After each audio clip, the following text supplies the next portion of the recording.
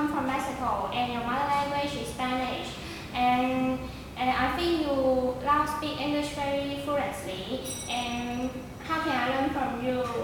Oh, thank you very much. Yes, indeed. My mother language is Spanish. I was born and raised in Mexico. And how can you learn English is a question, right? I mean, pointers, or how did I, learn language? But in my case, I was very fortunate to go to the U.S. right after my high school, and I did some college education there. So that, of course, in the beginning, I mean, the most important thing that I did to help me, get, proficient with the language is I watched a lot of TV in English and read, and I tried to read a lot also in English.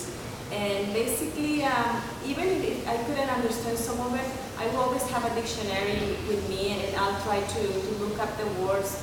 So that also increased my vocabulary and in practice, really. I mean, I was exposed to it. So, I was immersed in that culture.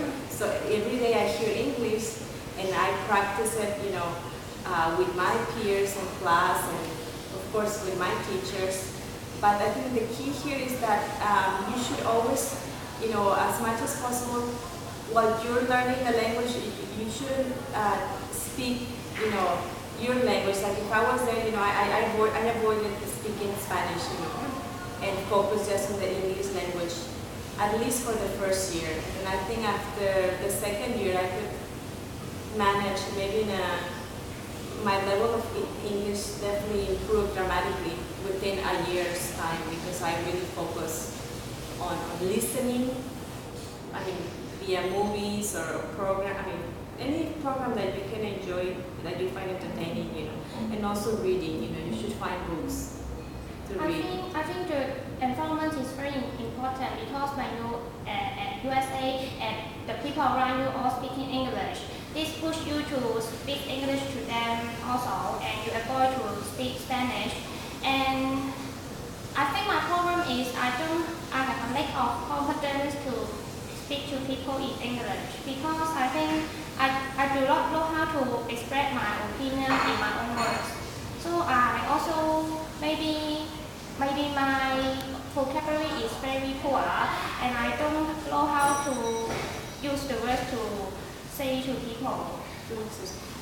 Precisely like I said again, I know, well, in this setting we are in Hong Kong, we're not in the US, so maybe it's probably not as easy, of course, because you're not exposed to the language every day. But I think at Ligna we actually have a very good language department, so I can recommend, going there, maybe you can set up time that you visit regularly, and maybe spend an hour, put on a movie that you might enjoy, or read books too, go there and spend maybe, 20, 30 minutes, but every day. If you make it a discipline to do this on a consistent, way, you'll see that you'll be able to increase, your vocabulary words. And that, that's the way to improve your language, because the more vocabulary you know, the better you'll be able to express yourself, right? To explain things. I know sometimes, you're trying to say it, but you don't know how to express it. But that comes